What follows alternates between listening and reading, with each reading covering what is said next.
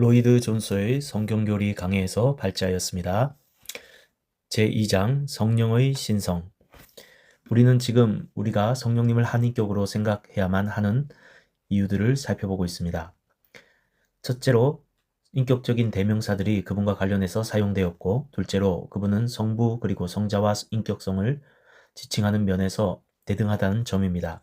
셋째로 그분은 인격성을 지칭하는 방법에 있어서 그리스도인들과 또한 연결되어 있다는 점이며, 넷째는 어떤 인격적 성품들, 즉 지식과 의지와 그리고 주권과 마음, 사랑과 그리고 슬픔과 같은 것들이 성경에서 그분에게 언급되어 있다는 점입니다. 우리가 성령님의 인격과 인격성을 주장하는 다섯 번째 이유는 오직 한 인격에 의해서만 수행될 수 있는 그런 행동들이 성령에게 언급되어 있다는 것입니다. 고린도전서 2장 10절 오직 하나님이 성령으로 이것을 우리에게 보이셨으니 성령은 모든 것 곧 하나님의 깊은 것이라도 통달하시느니라. 성령께서는 통달하십니다. 살피십니다. 이것이 바로 한 인격적 행동입니다. 요한계시록 2장 7절 귀 있는 자는 성령이 교회들에게 하시는 말씀을 들을지어다. 로마서 8장 26절 이와 같이 성령도 우리의 연약함을 도우시나니 우리가 마땅히 빌 바를 알지 못하나 오직 성령이 말할 수 없는 탄식으로 우리를 위하여 친히 간구하시느니라. 우리 주님께서 다음과 같이 말씀하십니다.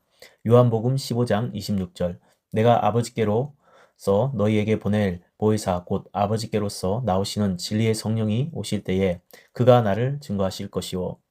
성령님의 다른 행동을 사도행전 16장 6절에서 7절에서는 이렇게 말합니다. 성령이 아시아에서 말씀을 전하지 못하게 하시거늘 부르기아와 갈라디아 땅으로 다녀가 무시아 앞에 이르러 비두니아에 가고자 했으되 예수의 영이 허락하지 아니하시는지라. 이것은 분명히 성령님 자신에 의해서 되어진 행위로 이것은 그분이 한 인격이라는 사실을 적극적으로 증거합니다. 여섯 번째 주장은 그분의 직임, 그분에게 할당된 일입니다. 그분에게 주어진 이 직임은 인격적인 것입니다. 그분은 보혜사로 언급됩니다. 요한복음 14장 6절에 다른 보혜사라고 그분을 소개하시는데 보혜사는 우리 옆에 계셔서 우리를 도우시는 분이십니다. 내가 2, 3년 동안 너희들과 함께 있을 때에 내가 너희들을 가르치고 인도했고 또한 너희들에게 사명을 주어 보냈는데 이제 나는 너희를 위로 없이 떠나지 않을 것이다. 나는 너희에게 다른 위로자를 보낼 것이다. 왜냐하면 내가 너희를 고아처럼 버려두지 않을 것이다. 성령님께서는 우리의 주님의 자리를 대신하십니다. 그분께서는 우리 안에 계셔서 우리를 인도하며 지도하십니다. 요한복음 16장 7절 그러하나 내가 너희에게 실상을 말하노니 내가 떠나가는 것이 너희에게 유익이라. 내가 떠나가지 아니하면 보혜사가 너희에게 오시지 아니할 것이요 가면 내가 그를 너희에게로 보내리니. 성령님의 인격성에 대한 일곱 번째 마지막 증거는 성경의 가르침을 따라 성령님이 인격적 대우를 받으신다는 것입니다. 사도행전 5장 3절 아나니아야 어찌하여 사단이 내 마음에 가득하여 내가 성령을 속이고 땅의 값을 얼마 감추었느냐. 아나니아와 삽비라는 자신들이 모든 것을 다 드렸다고 선언했지만 베드로는 그들이 성령을 속이고 있다고 비난합니다. 우리가 성령에 대항하여 해방할 수 있다는 점을 우리는 듣습니다.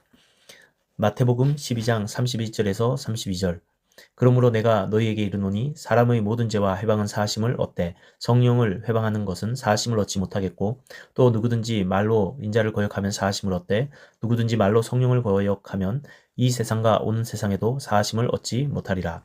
성령님께서는 근심하실 수도 있습니다. 에베소서 4장 30절 하나님의 성령을 근심하게 하지 말라. 그 안에서 너희가 구속의 날까지 인치심을 받았느니라. 이처럼 우리가 살펴온 것처럼 성령님은 한 인격이십니다. 그런데 이제 우리는 그분의 인격성뿐만 아니라 그분의 신성을 제시해야만 합니다. 첫째로 성경 자체가 성령의 신성을 특별하게 주장하고 있다는 점입니다. 사도행전 5장 3에서 4절 아나니아야 어찌하여 사단이 내 마음에 가득하여 내가 성령을 속이고 땅값을 얼마 감추었느냐. 땅이 그대로 있을 때에는 내 땅이 아니며 판 후에도 내 임의로 할 수 없더냐. 어찌하여 이 일을 내 마음에 두었느냐. 사람에게 거짓말한 것이 아니요 하나님께로다. 이것은 분명하게 성령님이 하나님이라는 것을 진술하고 있는 것입니다. 둘째로 성령님의 이름이 하나님의 이름과 함께 연결되어 있다는 것은 성령님의 인격을 세울 뿐만 아니라 그분의 신성 역시 세운다는 것입니다. 고린도전서 12장 4절에서 6절 은사는 여러 가지나 성령은 같고 또 역사는 여러 가지나 모든 것을 모든 사람에게 가운데 역사하시는 하나님은 같으니 이 부분에서 우리가 말하고 있는 것은 성령께서 이것을 행하시는 분이란 점입니다.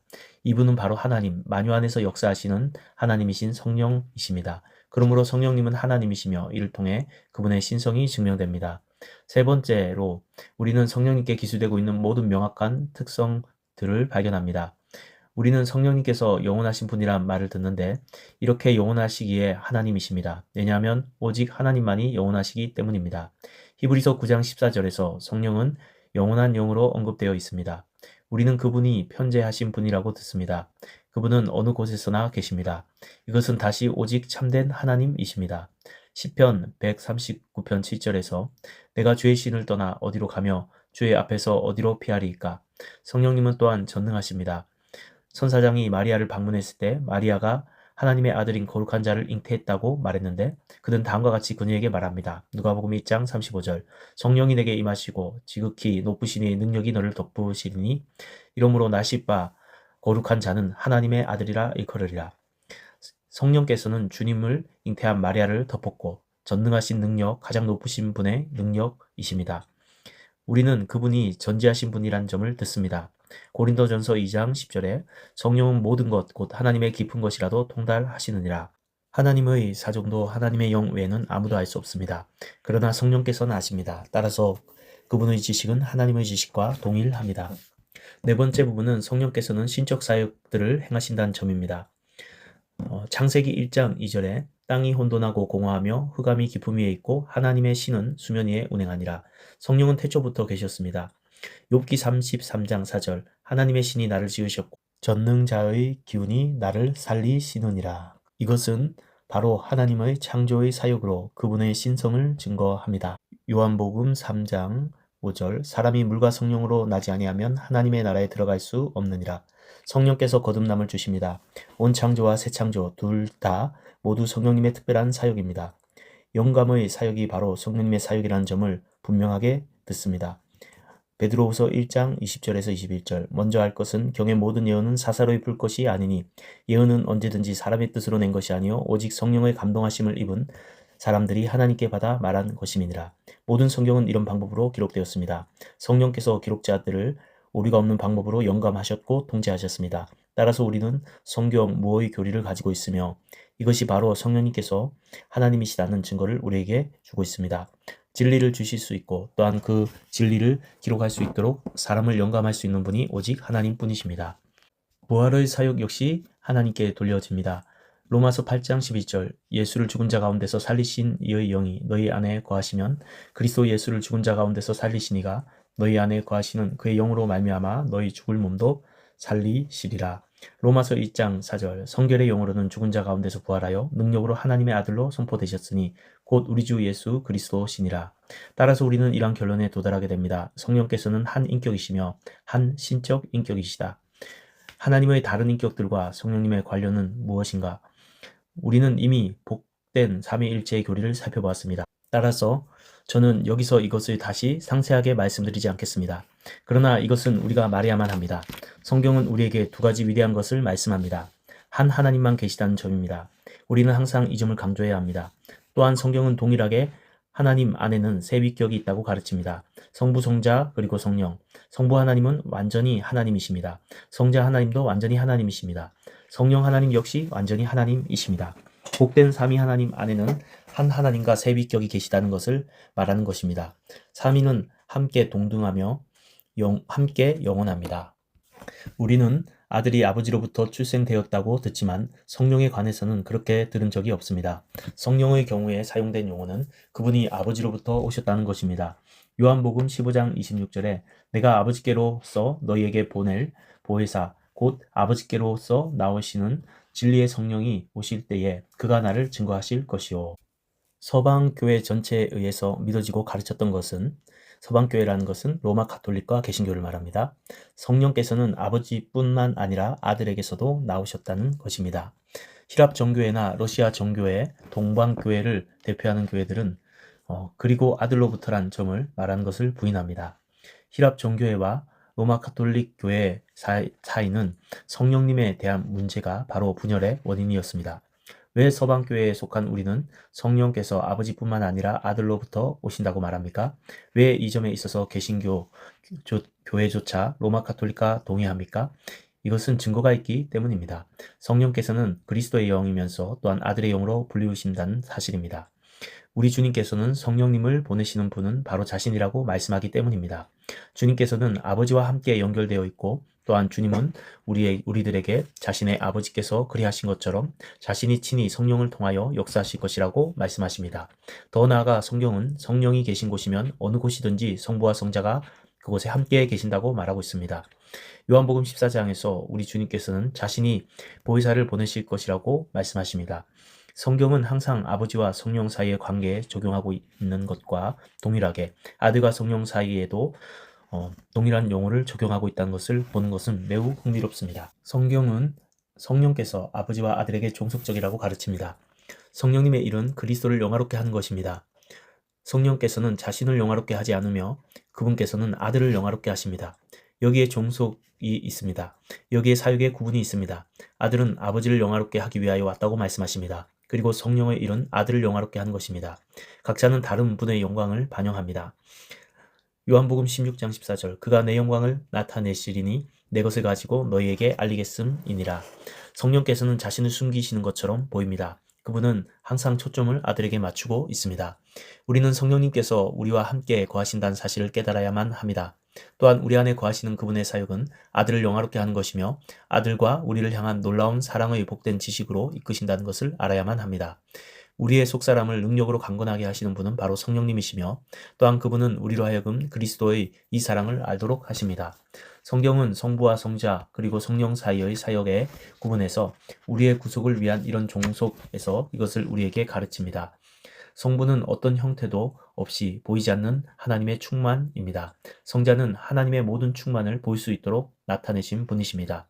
성령은 피조물들에게 직접적으로 행동하시는 하나님의 모든 충만이십니다.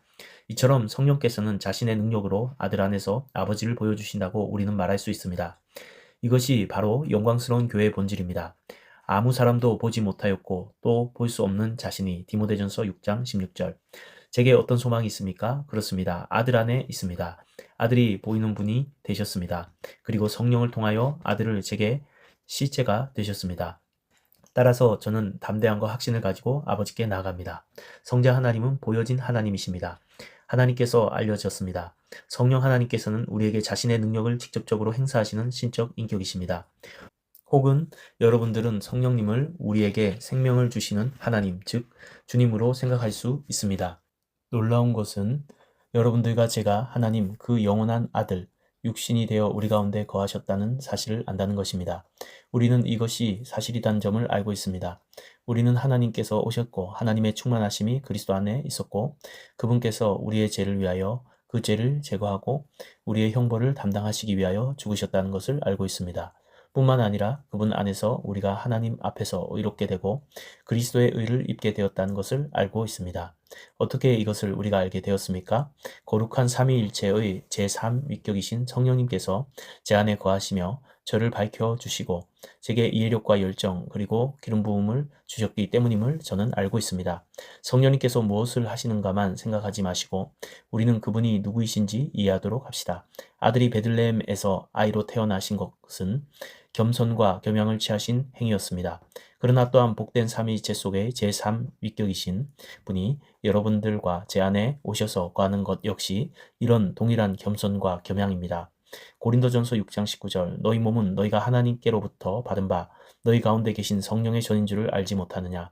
그분은 우리 안에 오셨으며 또한 우리는 그분을 슬프게 할 수 있습니다. 우리 안에 오신 성령의 역사를 성육신하신 성자 하나님과 비교해 봅시다. 그리고 여러분과 제가 구원과 구속을 경험하고 높임을 받고 하나님의 자녀가 되게 하신 성령 하나님의 겸손을 기억하십시오. 성부 하나님, 성자 하나님, 그리고 성령 하나님께서 찬양을 받으실지어다. 아멘.